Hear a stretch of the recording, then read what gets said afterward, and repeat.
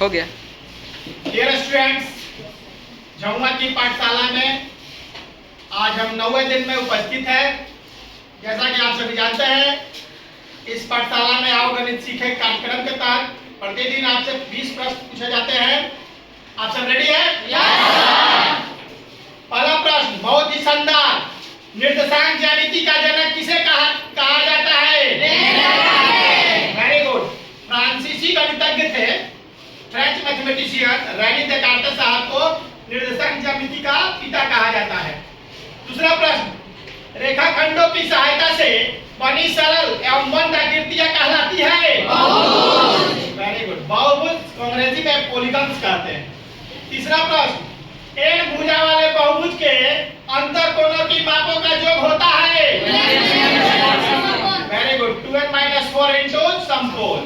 चौथा प्रश्न, n भुजा वाले बहुभुज के प्रत्येक अंतर कोण की माप? Very good. 2n - 4 divided by n गुना 90। पांचवा प्रश्न, किसी बहुभुज का परिमाप होता है?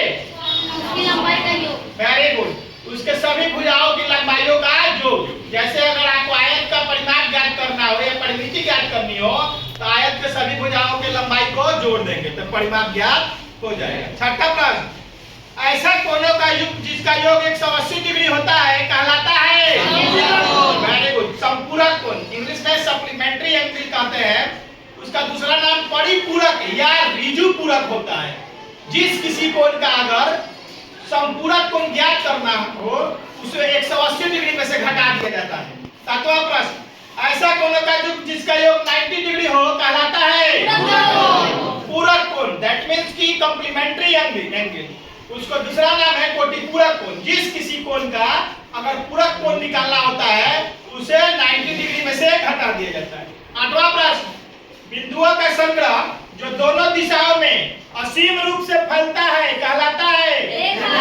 रेखा। यानी ये दोनों डायरेक्शन में फैल सकती है।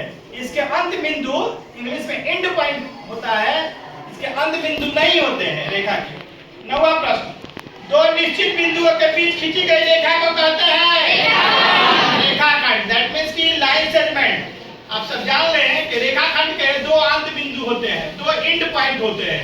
किसी डायरेक्शन में यह फैलाई नहीं जा सकती है। 10वां प्रश्न, ज्यामिति में बौधायन प्रमेय का दूसरा नाम क्या है? या बौधायन प्रमेय को और किस नाम से जाना जाता है? पाइथागोरस प्रमेय।